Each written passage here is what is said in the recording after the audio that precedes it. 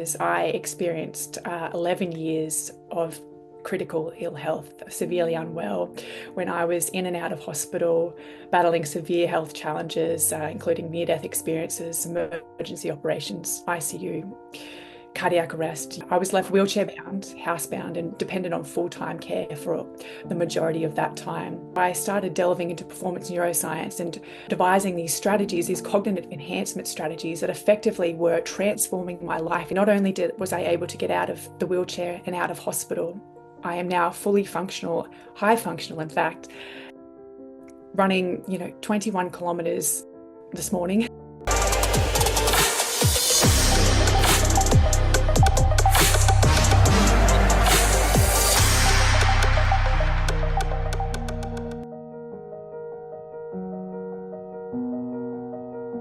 Well, hello everyone and welcome to another episode of the Finding Equilibrium Show. Delighted to be here, delighted that you're here, and delighted that today I have two guests instead of one, which is super exciting. Today I have the wonderful Elke Krieg, who is the founder and CEO of MindCorp Ventures, and I also have Tom Cronin. Tom is a meditation teacher, a coach, and a speaker, and he's the peak performance specialist at MindCorp Ventures too. So good morning, welcome. How are you both? Where are you both on this bright and sunny day? I'm great, thank you. How are you? How are you going? I'm okay. A little bit hot, because we're having a bit of a heat wave at the moment in Sydney. But and I'm not in air conditioning, but I shouldn't complain. What about you? Where are you? Are you in Sydney today? I'm not Sydney today. I'm currently on the, I won't call it the Sunshine Coast because it's been raining for about 2 weeks, but so I'm currently there. I'm just up here with family over that, this period of time. So yeah, just in air conditioning though, of course. Very 100% humidity. That's nice. And Tom, you're in, where are you today? I'm actually down in the southwest of Sydney, about an hour and a half out of Sydney at my mum and dad's farm. It's a beautiful location on the outskirts of Sydney, but it's absolutely sweltering hot, like your experience as well, Lawrence. But we'll get through the session. We'll probably jump in the pool after this one. Yeah, definitely. So let's kind of jump straight in. So Elke, I'd love to understand more. I mean, it sounds really wonderful what you're doing, being the CEO and founding a company. I'd love to understand what's driven you to actually create MindCorp Ventures in the first place. Thank you. Well, as you might know from, we met a few weeks ago at the Wellbeing at Work World Summit, where I did that keynote and I touched on a bit of my personal history there. And essentially, for those listeners out there, what drove me to found this company was I experienced 11 years of critical ill health, severely unwell, when I was in and out of hospital, battling severe health challenges, including near-death experiences, emergency operations, ICU, cardiac arrest, you name it, I went through it. And I was left wheelchair-bound, housebound, and dependent on full-time care for the majority of that time. And through my sheer wanting to get out of that situation, wanting to reclaim my life back, I started delving into performance neuroscience and studying this from the hospital bed after I graduated as DUX, actually, of my MBA, which got me really curious as to the power of the mind to impact your reality. And so I started delving into performance neuroscience and started devising these strategies, these cognitive enhancement strategies that effectively were transforming my life and increasing my capacity day by day exponentially. And not only was I able to get out of the wheelchair and out of hospital, I am now fully functional, high functional, in fact, running, 21 kilometres this morning, for instance, training for a marathon, doing all sorts of things, founding this company. I was working concurrently a full-time job until recently whilst founding this company. And so it just goes to show there is real value in heightening the efficiency of your mind and implementing these strategies, these cognitive enhancement strategies, because once you get your mind and your nervous system under control, you can transform your world. And this isn't about vision board stuff or anything like that. This is neuroscience-backed, evidence-based strategies that can really transform your life and exponentially increase your capacity and your well-being, simply because of the complementary neurochemical and brainwave activity that is occurring at the time when you are entering in these heightened states of cognitive processing. Amazing. So, Elke, I'm going to continue the conversation with you, if I may, because I know our listeners are going to be like very intrigued by what you just said. So just take us back. So if I heard you correctly, you were wheelchair bound, you had multiple carers, and you were not functioning, and then you went from that state through the techniques that you're describing in terms of really taking, and these are my words, but really taking control of your mind. You then became what you are now. Like we can see someone who's clearly super fit, you're running and doing all of those things. So how long did that actually take to actually transform? I'm very curious to understand, specifically what you did to really transform your life in that way. Yeah. So to answer your question, how long did it take? I started studying performance neuroscience independently initially before formal capacity 2 years ago, and found a synergistic relationship between two methodologies that seem to enhance each other. And so I started this, it was February 2023, and through certain techniques. So my functional capacity, as I mentioned, was reduced to, I didn't quite say the amount, but reduced to less than 1 hour a day, which means I had a very limited window of time to be able to get the important things in life done. And what that created was this sense of finish line of my capacity of the day. And what that does is enables you to tap into levels of performance that you otherwise wouldn't have if you had a whole day of time to do something, because what we find is the amount of time it takes you to do something expands with the amount of time you allocate to do it. So this very short window that I had enabled me to zero in on the most important things that were going to move the needle of my life in a positive direction, and really target those things and do them with heightened efficiency because of that time compression. We call it work compression or time compression, and it's one of the strategies that we implement. And because this has certain triggers in the brain that enables you to focus and then enables you to go into these levels of heightened cognitive processing where you can achieve things at a much higher level of performance than you otherwise would have been able to. So I started with things like that and continued on through this process. There's more than 12 to 18 various cognitive enhancement triggers. And what I found through this synergistic relationship is essentially I would get myself into what we've called it is gamma superflow. And so I'll explain this in layman's terms. You were wanting to get a destination in let's say you're going on a holiday.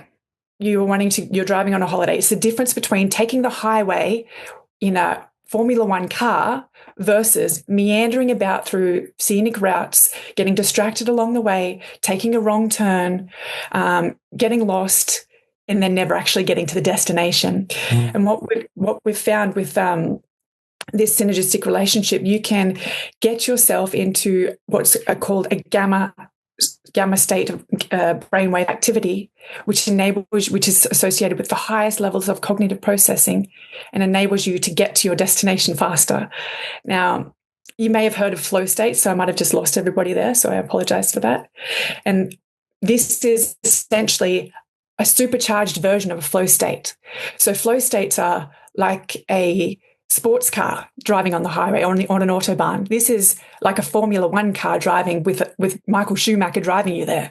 This gets you to your destination with heightened efficiency through this synergistic relationship and this synergistic methodology that we have.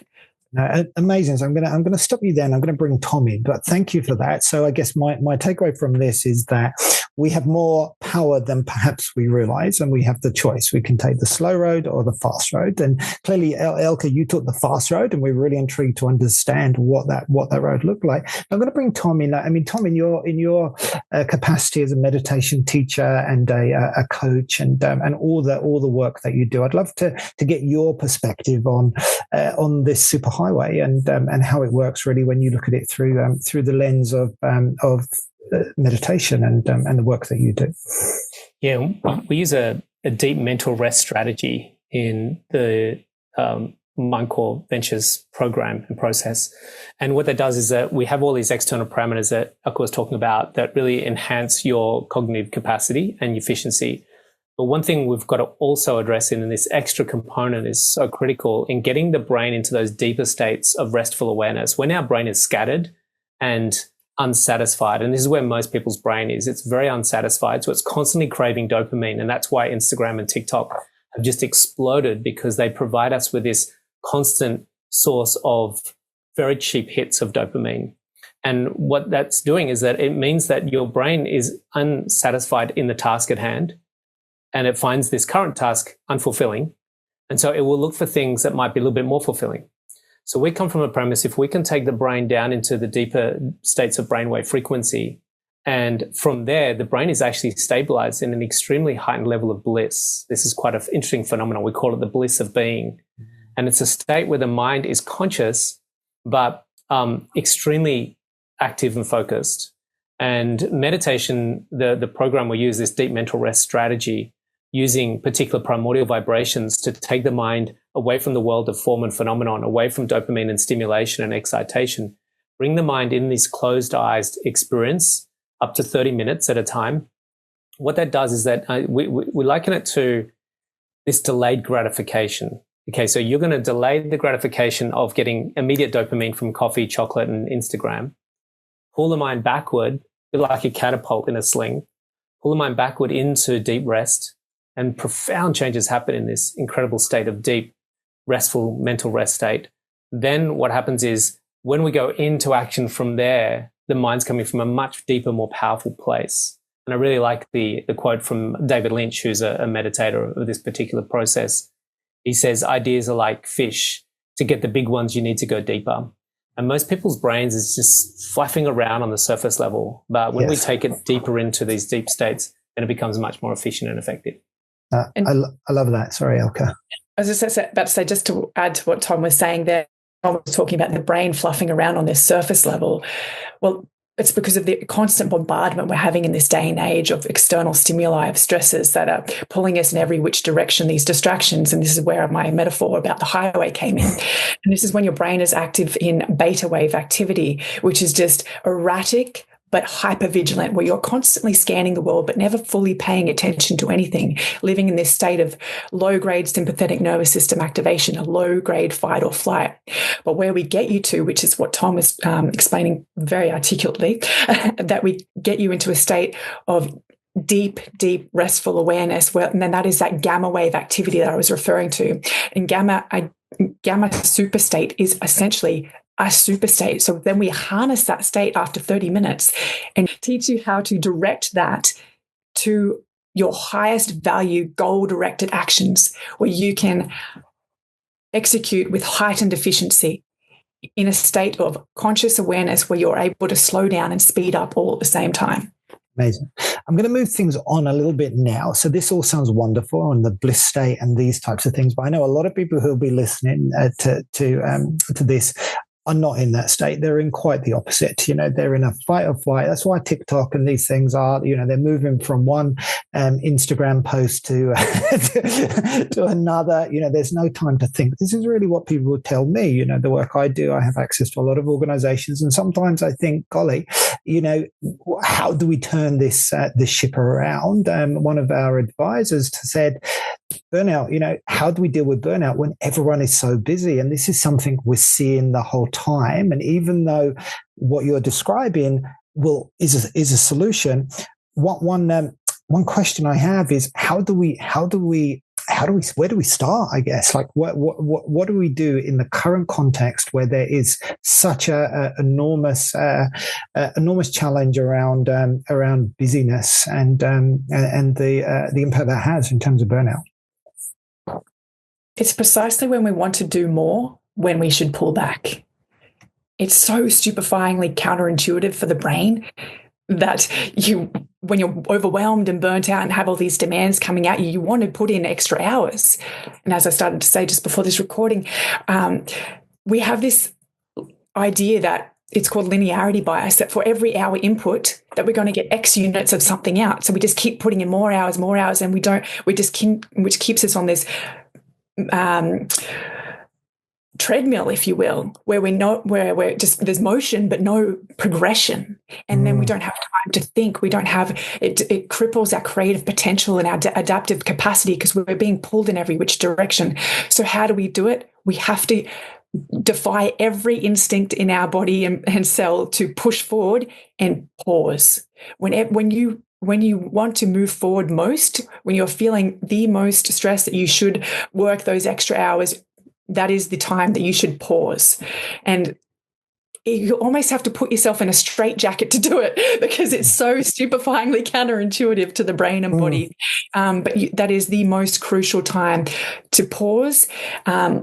We will teach you this deep mental rest technique, which has transformative impacts on your health, well-being, mental capacity, adaptive capacity, creative potential, 30 minutes twice a day. And then if you want to go on and to do the rest of the program where we can then harness that state, then we will do that for you. So we get you into the state, and then we harness it, and we, through these cognitive enhancement techniques, we teach you how to use that energy in a really effective and efficient way and cut out all the fluff. And you will get to your destination. You will increase performance and be the best version of yourself. And we teach you how to access these heightened states, those moments where you're in the zone and the rest of the world fades away, and you execute more in an afternoon than you would have in a month. This sounds very, very appealing. So exactly. let's kind of just slow down one second and just take me through the program. So I'm sure everyone's really curious to understand. So what you're describing is where we can help people move from this state of burnout, let's say, or hyper stress into a state where, these are my words, where you slow down to go faster, effectively in terms of what I heard you say. I'd love to understand how the program is structured, how long it takes for people to actually move through that journey. I mean, we have your own story that you shared with us before, but for someone who's listening to this, who is relating to the challenges, who is feeling the pressure of the time, and this varies based on different industries, but it's the common challenge of the time. Many people are feeling emotionally exhausted, let's say. So how would you support that person to move through the journey that you described? Sure. So the program is 13 weeks long. So the first 2 weeks are centered around this deep learning and integrating this deep mental rest technique. Once we have successfully harnessed that technique and taught the students how to integrate this into their lives as a daily habit, that's when the subsequent 11 weeks are focused on how to direct that, getting them into this gamma state, and then direct that energy and that state to what they are trying to achieve. So we're basically triggering a heightened version of a flow state. So it's a gamma super flow. And as I started to say before, those states are those moments of rapt attention, total absorption, when you're fully immersed at whatever task at hand. And the beautiful thing about those moments is time fades away. The neurochemicals that are released improve well-being. They improve your performance exponentially. So it's a 13-week program, 2 hours a week. But the results, like anything, are dependent on two things: dependent on how well you implement the techniques, which we will guide you through and provide ongoing weekly support as a community forever, indefinitely, to help you refine and integrate these strategies and habits into your life, because these are performance habits that are it fundamentally changes how you approach everything in your life. So to be able to get the results, you have to do the work, unfortunately. And so there's work involved, but the results are worth the payoff. And so how long does it take the individual to be able to see these results? It's a bumpy ride to begin with. I won't sugarcoat it, because you're de-stressing. You're de-stressing years and years of past built up stress and traumas and whatever it is. But my journey was much longer because my capacity was virtually non-existent. The average individual is already up here, whereas I was all the way down here. So there's a reason why the program goes for 13 weeks. By the end of the 13 weeks, you'll be on your way, and And this is why we've partnered with UNSW to test and measure how long it takes to see these improvements. So it acts like a perpetual flywheel, a positive feedback loop, where the more you integrate these techniques, the better the results. So over time, they just keep building and building and building on each other. And so within several months, you'll be doing things that you wouldn't even deemed imaginable just a few months prior. That's amazing. It can be delivered in a 2-day format as well.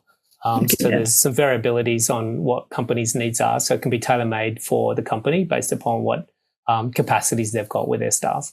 That's interesting. One of the points I wanted to pick up on, because it sounds amazing, so congratulations for creating this.